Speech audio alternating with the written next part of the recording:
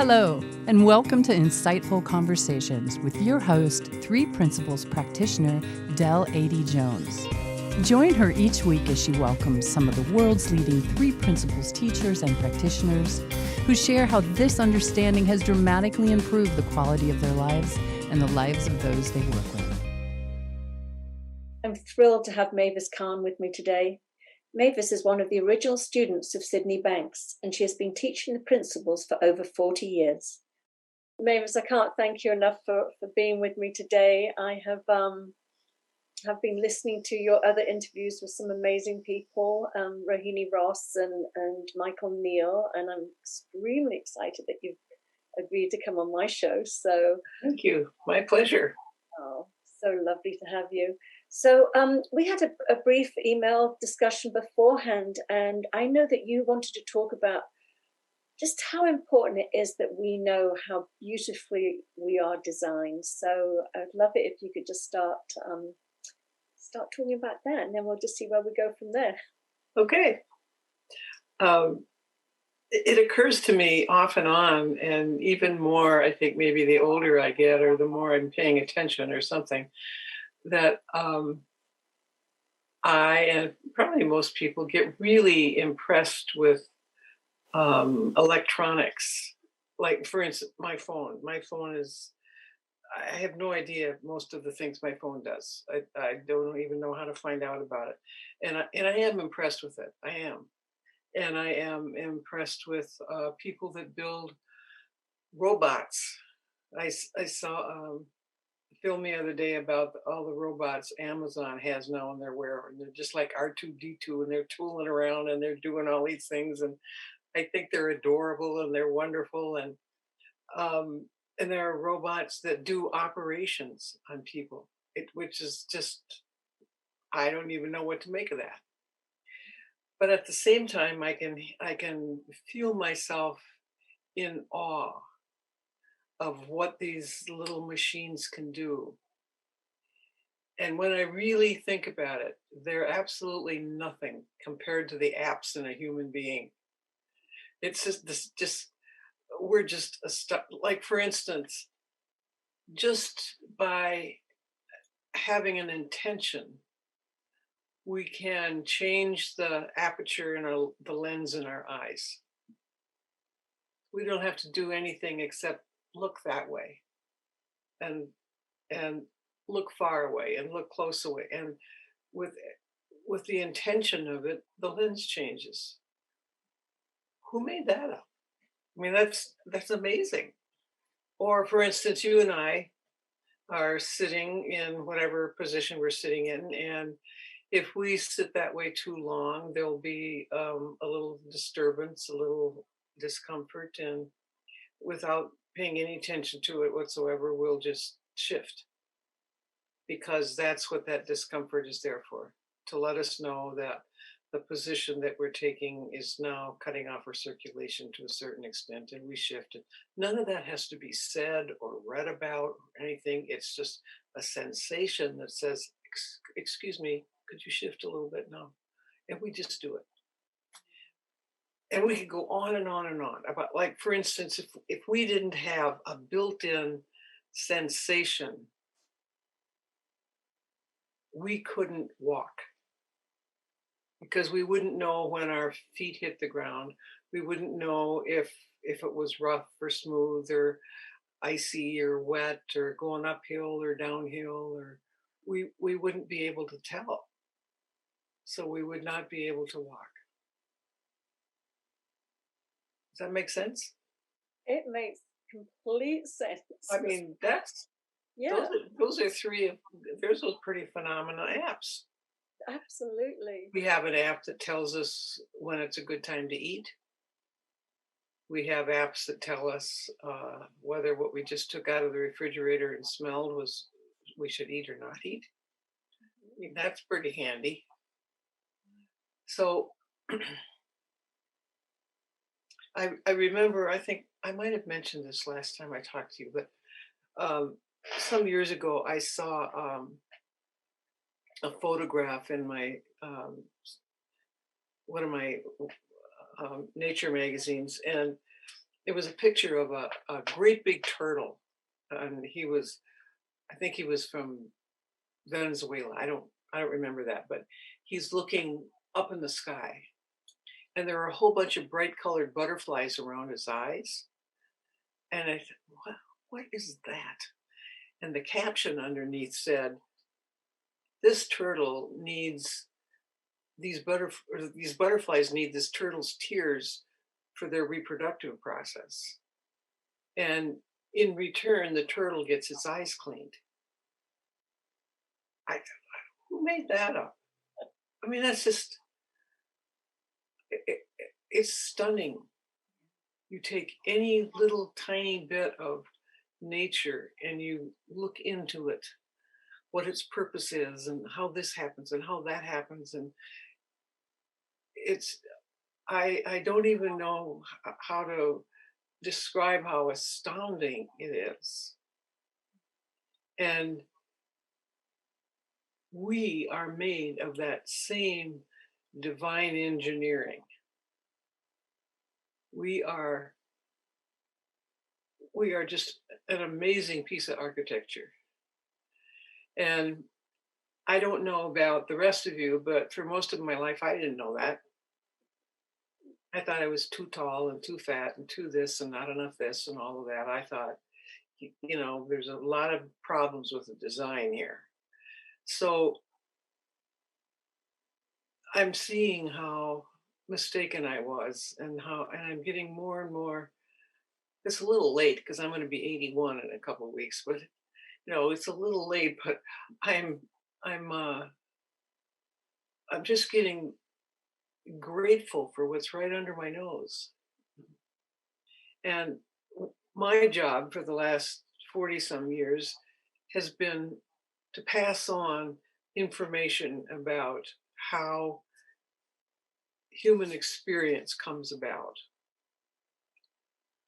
And turns out it comes about by each human being's ability to create mental images, to think, and then to have those images appear as though they're real to us through our senses.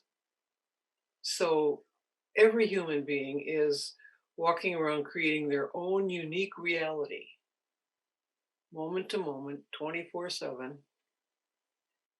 Nobody is ever creating the same reality. And our emotions are the senses, the physical senses that let us know the quality of the human experience we're creating at any given moment. In other words, we're always feeling our thinking. We're not feeling what's going on outside of us. We're not feeling the news. We're feeling our thoughts about the news. We're not feeling somebody else's thinking. We're feeling our thoughts about their thinking. We're not feeling the past. We're feeling our thoughts about the past. We're not feeling the future, which, by the way, has never shown up in the history of time. But we imagine a future. We make up scary futures, pleasant futures, miraculous futures, and we feel as though they're real. So that alone is quite an app. We have free will to create our own experience.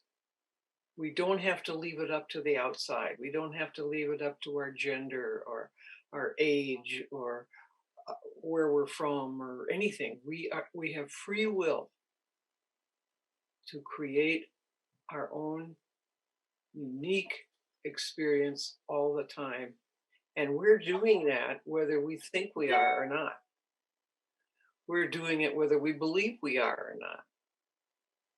Our experience is created from the inside out, no matter how much it looks like it's coming from the outside in. We can create such realistic experiences that look like they're coming from the outside. Like, for instance, here I'm in Minnesota, and Minnesota's into weather diversity. We have we don't have tsunamis yet, but you never know. So, but today it's like, I don't know, 18 degrees or something. And believe me, everybody in Minnesota has a completely different thought about that. It's little kids don't care. It's like, we got a little snow on the ground, and it's like, so let's go slide on that, or snowballs or whatever. And some people go, oh no, another winter. Oh, this is horrible. But the point is, it's weather. Weather isn't making us think anything. Weather is just being itself. So I don't know about you or anyone else, but the older I get, the more grateful I am that I have something to say about the quality of my experience at any given moment. And that there is a guidance system built into me that I didn't have to buy or order or earn, that's letting me know all the time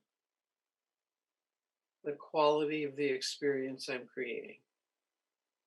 So every emotion I have, I feel physically. You can't sneak a thought by your body. You cannot have a thought that your body doesn't mirror back to you in the form of an emotion, a feeling. So that's the most loving science, that we're given free will in the first place, which is an amazing, great gift. And then we're given this feedback system to tell us when we're using it the way it was meant to be used, and we're using it in a way that's of service to us and others, or we're misusing it. That's what a loving thing to give us that gift, and then the means to know whether we're using it for good or we're creating something that's not in service to us or anyone else. So one of the things that's, for me, that's so helpful about knowing that, not just from my own personal life, it's just the messes I don't have to make anymore are legion. I wish I would have known this the first 40 years of my life. I wouldn't have had so much stuff to clean up all the time. But when I'm feeling cranky or ornery or what I used to do is express that and blame God knows who or what on it, and try to figure it out and analyze it, which of course just intensified it.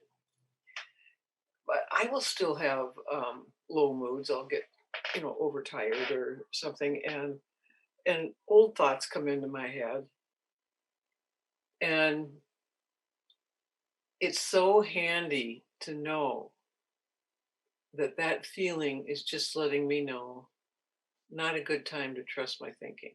I'll be smarter again any minute now. It's just a mood. It's just racket. And that really prevents a lot of messes. But I was going to say also that it really helps me understand others. Because no matter how people are feeling and behaving, I know that they either know how well they're made or they don't. So it explains everybody. Because when you see people just behaving in really nasty ways, just being cruel or disrespectful or whatever, just being bitter and angry and either towards themselves or others or whatever. What you know about them is that they have no idea how well they're made. They have no idea when to trust their thinking and when not to. It's not their fault. That's not an excuse. It's just a reason. They're behaving that way because if they do know how well they're made, they forgot it. Or they don't know.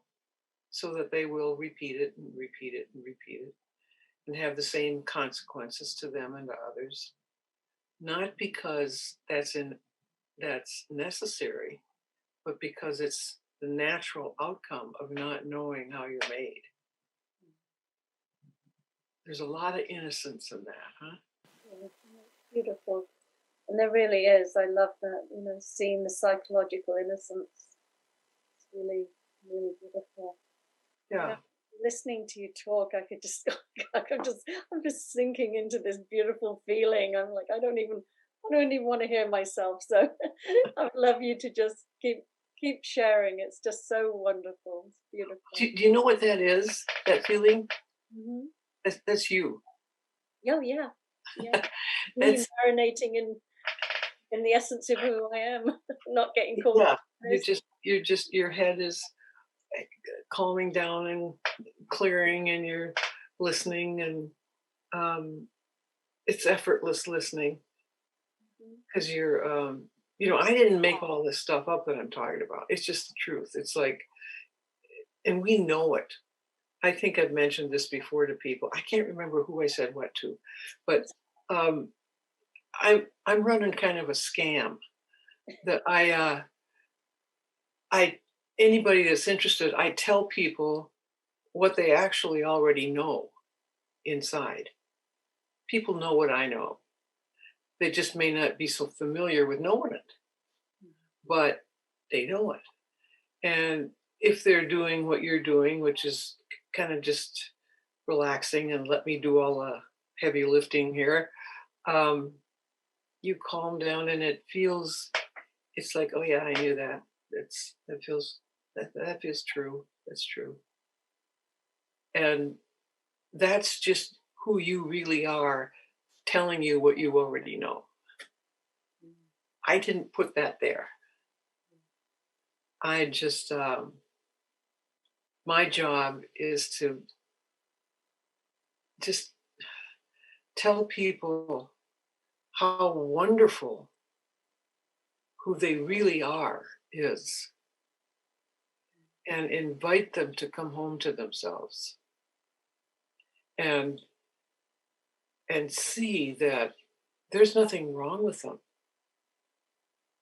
I don't ever see anybody that has anything wrong with them. I see people that think they do. I see people that can prove to themselves they do. They have all this evidence, mistakes they've made, on and on. And that to them is proof that they are kind of a wreck, and they are full of mistakes, and they're no good, or they're not as good as others, or whatever. Now, they don't know this, but they're making all that up. It's not true. It's just not true. All the messes I made and the mistakes I've made in my life weren't because I'm a horrible person. They were because I didn't know I was a good person. I didn't know that truth doesn't hurt. Truth is powerful. It's loving. It's liberating. And it's what you're made of. And you can believe that or not believe it, but it's true anyway. It's like nobody could get me off that. No, just sharing that. I'm remembering a story somebody told me. It was a Native American who said that it used to be that when somebody in the tribe had done something, wrong or whatever it was, that the tribe would come around and just take it in turns to tell that young boy or whoever it was that had done something that they thought he shouldn't have done, how great he was. And just to remind him. So that was, they sort of marinated him in love and reflecting back to him that there was nothing wrong with him. And I love that. And it's the same, it feels the same when you were sharing that. And, you know, I'm thinking to that letter that you don't take credit for. You said it just came through you. But the letter that you wrote to those young, now were they at-risk youth? The Secret, the letter, The Secret. They were, I did a 2-year project with teenagers in prison, teenage boys. They were great. Yeah. They were in prison for doing some not so great things, but they did them just because all the rest of us did things that we shouldn't have done. They did them because they didn't know who they were. They didn't know. And they were easy to teach this to. They were hilarious. But they were just, I wish you all could see the picture I have in my head of them. They're tall and they're short. They're black and they're white and they're yellow, and they're just every color imaginable, and they're full of energy,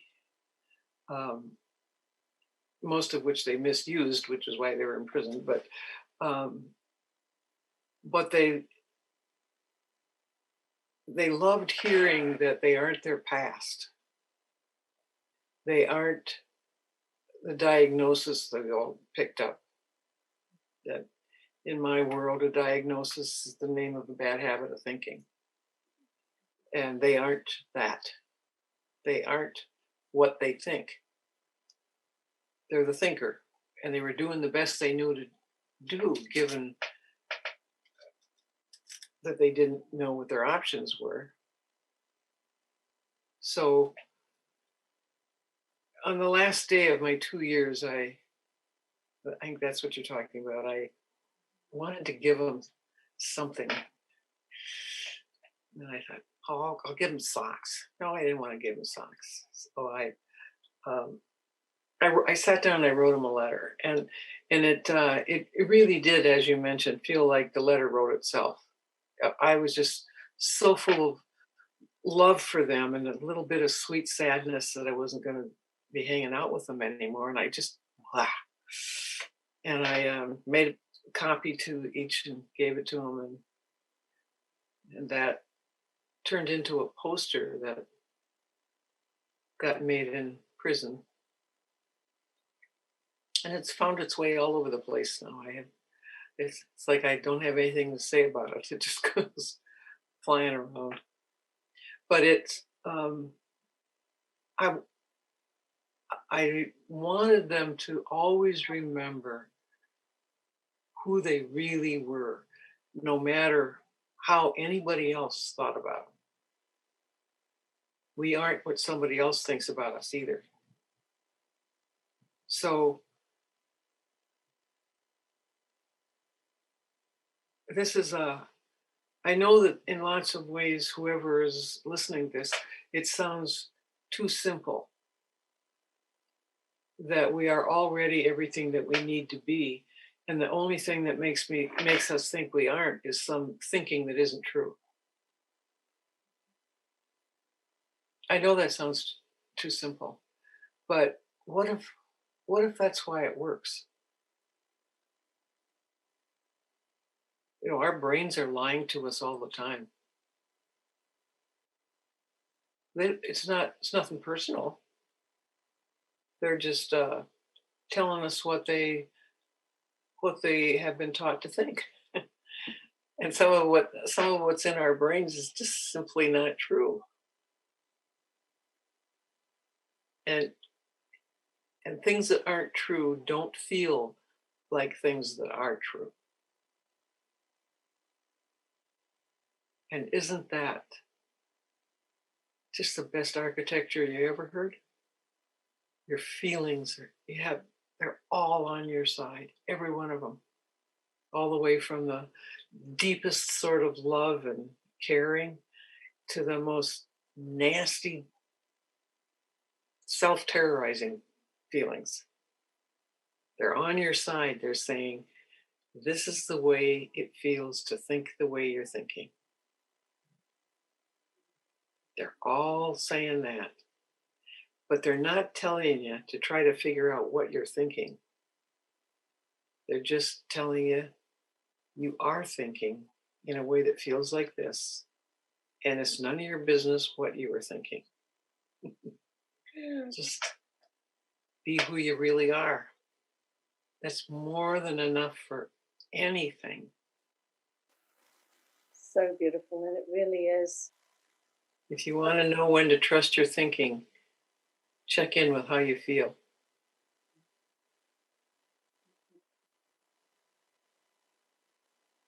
And I wonder, you mentioned who we really are, and I would love you just to we only have a few more minutes left, about 5 minutes or so, but I remember you talking about what we really are, the essence of who we are. I'd love to finish off with you describing that. I'll have to just let it come to me because I don't remember what I say from time to time. In my world, who we really are is pure potential. We come into the world. We don't come into the world with bad habits of thinking. You know, we're not laying in our cribs thinking, "Oh my God, I'm bald. This is horrible. This is not going to work out well for me." Or, "Oh my gosh, my parents are poor." Or, "Oh my gosh, I don't have a father." Or, "Oh my gosh, this or that." We don't come into the world like that. We don't come into the world judging ourselves or others. We don't come into the world comparing ourselves to others. We're nothing but pure, divine energy. And we are always that, even if we forget that we are. I forget. I'll have some stupid thoughts come into my head, and one of my favorite bad habits, I'm not really loving the habit, but I'll look in the mirror and go, "Oh my God, what happened to you?" But there used to be a whole lot more negative energy around that. Now I just think it's funny. I just think it's funny. It just doesn't matter to me. The things that used to matter to me about what other people thought or how I looked that used to matter. Now I find it kind of funny that it mattered. I wonder why would that matter? And it's nice. It's nice to know that, like, I probably don't have a lot of time on the planet left. I don't know, who knows? I don't even know what's going to happen in the next 5 minutes. But my plan was to just, as long as I'm upright, and I have several people that I've told that they should tell me when I'm demented or whatever. I want to know. But then my plan is, I think I'll just evaporate.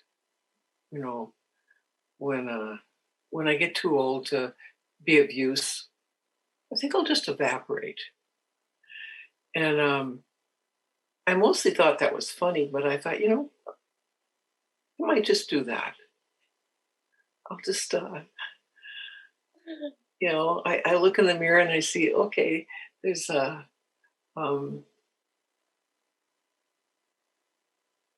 I'm changing form. We all are, not just me. I'm changing form, and pretty soon I'll go back to being pure energy.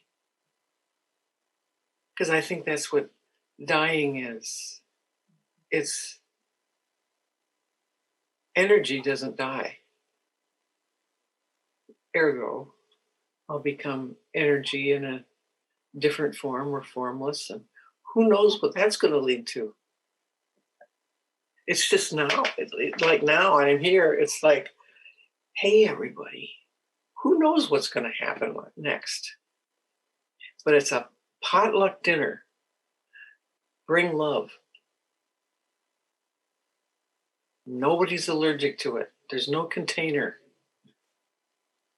It's nourishing. And you have an endless supply of it because it's what you're made of. Bring love. Wow, that is beautiful and so true. You know, when we just all away from all that thinking, that just is what I feel, just this incredible amounts of love. Yeah. In love. It's what you're made of. Isn't that amazing? Mm-hmm. Well, thank you so much. That was absolutely you're welcome. Wonderful. Thanks for inviting me. Oh, really, really beautiful. And gosh, I would love to meet you in person one day. So let's hope that things change and it's going to be safe travel. And who knows what's going to happen? But mask off, mask up, stay safe, and bring love. Well, thank you again. It's been such a pleasure. And you're most welcome. Wonderful rest of your day. You too. Take care. And you too. Bye-bye. Bye-bye. Thank you so much for listening to the show. If you're interested in learning more about my coaching and mentoring packages, please reach out to me at deladeyjones@gmail.com. I would love to hear from you.